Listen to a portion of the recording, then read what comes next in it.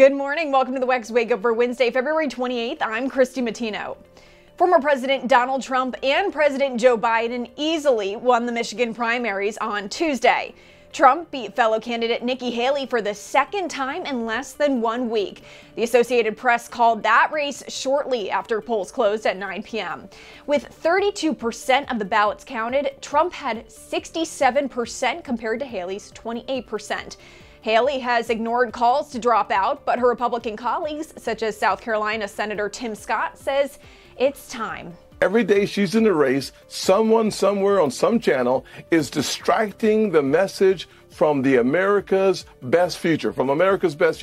Now, on the Democratic side, Biden earned 78% of that vote. He fended off a protest vote campaign over the Israel-Hamas war, where 15% of voters marked themselves as uncommitted in protest. Democratic Senator Debbie Stabenow says Biden needs to listen and respect those who voted against him. He needs to be very respectful and pay attention, and I'm confident he will, of those people who have voted uncommitted, to send a very strong message about their concerns. And congressional leaders left their meeting with President Joe Biden hopeful that a government shutdown would be avoided.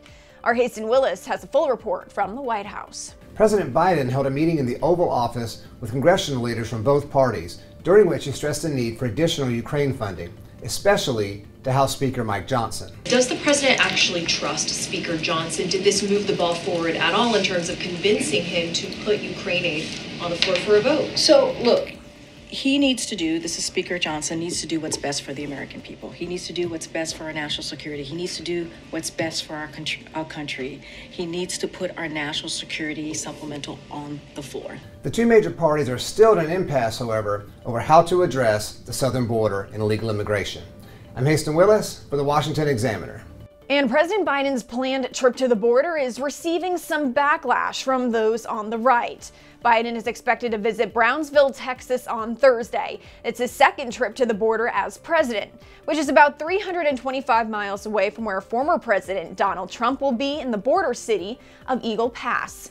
Texas Lieutenant Governor Dan Patrick says the trip is a play for the politics of the future, criticizing Biden's lack of attention to the border crisis until now. He's got a cold heart for all of these deaths that he's seen over these years. I don't know how he looks in the mirror, and he's coming to Brownsville on Thursday. Thank you for showing up now after all these people have died. The recent murder of a University of Georgia student who was allegedly killed by an illegal immigrant has drawn additional attention to the border crisis' contribution to rising crime.